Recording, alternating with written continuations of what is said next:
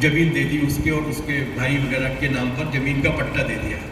वो ज़मीन का पट्टा जहाँ पर दिया गया था वो चंबल के किनारे की ज़मीन थी। कैमपुरा नाम का एक गांव था जिसमें 80-85% जाटव रहते थे, दलित रहते थे। हमारे आंदोलन में साथ थे वो, लेकिन कुछ लोग साथ थे।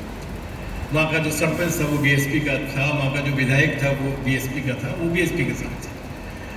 हम लोगों ने लड़ाई शुरू की कि एक बार अगर रमेश सिकरवार यहाँ पर आके बस गया तो फिर ये बचने वाले नहीं है, ये गांव जितने भी हैं वो चले जाएंगे।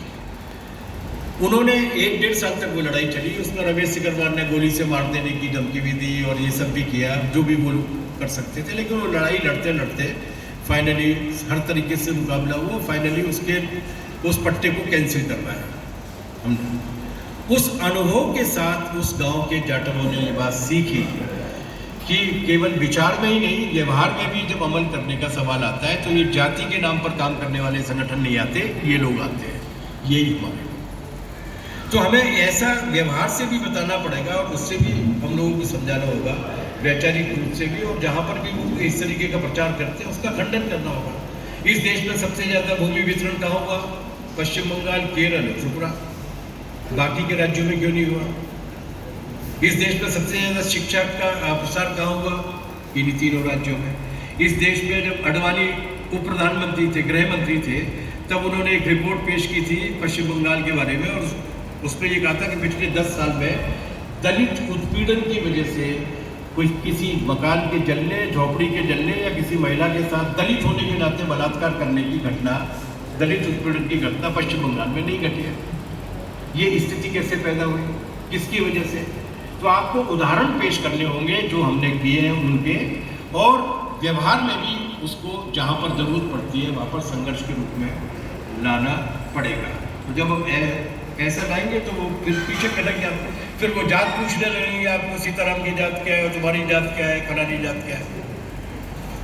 तो वो मैं था, ये 2 अप्रैल की घटना के बारे में कमेंट ने कहा, वो काफ़ी पिटाई लगी थी उनकी, वहाँ पर थाने में भी और मुकदमे लगे हैं 307। मुरैना में कुछ लोगों की हत्या हो गई थी, काफ़ी लोगों की, और हत्या के बाद तो मतलब मुकदमे भी बहुत सारे लोगों पे लड़े। हमारे एक 80 साल के नेता है गवर्नमेंट JK पिप्पल, उन पर रेल की पटरी कंधे पे उठा के भागने का आरोप लगा। इतने जोरदार आरोप थे, वो मुकदमा चल रहा है अभी। तो उसके बाद हम लोगों ने बड़ी रैलीज देखी। हमारी महिला समिति ने खासतौर से वहाँ पर बहुत हस्तक्षेप किया था, क्योंकि सन्नाटा जब था, आप देखिए इस बात को, मुरैना जैसे शहर में जहाँ दलित आंदोलन काफ़ी परिपक्व है, BSP का वैचारिक आधार है, वहाँ से जीतते जाते हुए रहे वो लोग, गाँव में उनकी कमेटियाँ हैं, वहाँ पर भी जब ये दमन के बाद एक सन्नाटा था, करीबन 250 लोग जेल में थे, लाठीचार्ज वगैरह हुआ था, उस सन्नाटे को महिलाओं ने तोड़ा। मोहम्मद संध्या शैली गई थी, वो धारा 12 को तोड़ ताड़ के बड़ी संख्या में महिलाओं की रैली निकली। बहरहाल, तो उसके बाद एक कन्वेंशन हम लोगों ने किया, उसमें जितने भी नेतृत्वकारी लोग बैठे थे उन सबसे बैठकर हम लोग बातचीत कर रहे थे।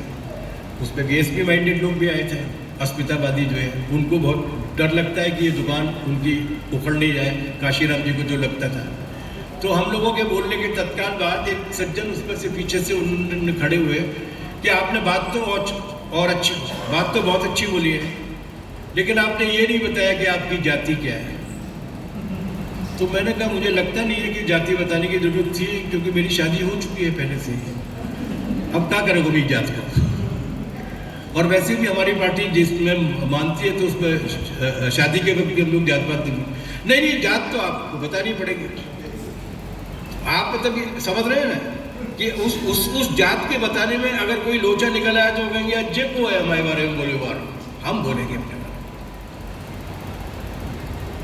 गौतम बुद्ध ने एक बात कही थी, जिसे एक बार काशीराम जी ने अपने भाषण में कोट किया था, तो उसका जवाब हमारे गवर्नमेंट ने दिया था।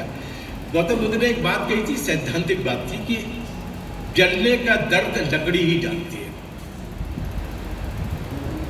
तो ये बात उन्होंने बोली थी काशीराम जी ने, कि दलित ही जानता है कि उसके साथ किस तरीके की पीड़ा होती है। नो डाउट वही महसूस कर सकता है आज भी किस तरीके की पीड़ा होती है, किस तरीके का ह्यूमिलेशन होता है।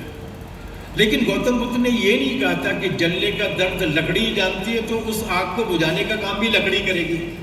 जितनी का ना, आग बुझाने के लिए तो पूरा गांव आएगा ना, वो नहीं चाहते। वो चाहते हैं कि वो आग बुझाने का ठेका भी उनको ही मिले और उसको बुझाने की बजाय वो सुलगाते रहे। एक दिलीप मंडल साहब थे, आपने उनका नाम सुना होगा, बड़े भारी चैंपियन थे वो दलित आंदोलन के, और वो मतलब और वामपंथियों को कोसने में तो वो सुबह से लेकर शाम तक न जाने कितने ट्वीट कर देते थे।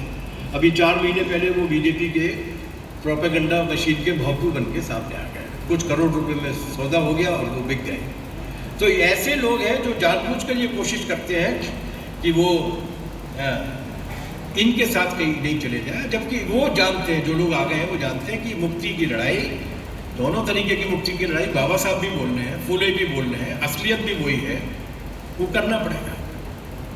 और यहीं से वो सवाल शुरू होता है जो हमने कहा, बड़े बड़े विद्वान डॉक्टर अंबेडकर की समझ, बड़े विद्वान, इतने बड़े विद्वान अम्बेडकर की समझ क्रांति के प्रति असहमति वाली क्यों थी, जबकि वो खुद गौतम बुद्ध और मार्क्स की तुलना करते हैं, अर्थात इसे सरल रूप में समझाए। देखिए होता है ऐसा, कुछ लोगों का मानना है कि क्रांति नहीं करनी चाहिए, क्रांति में हिंसा होती है, लोग मारे जाते हैं। हालांकि हमने कभी नहीं कहा कि हम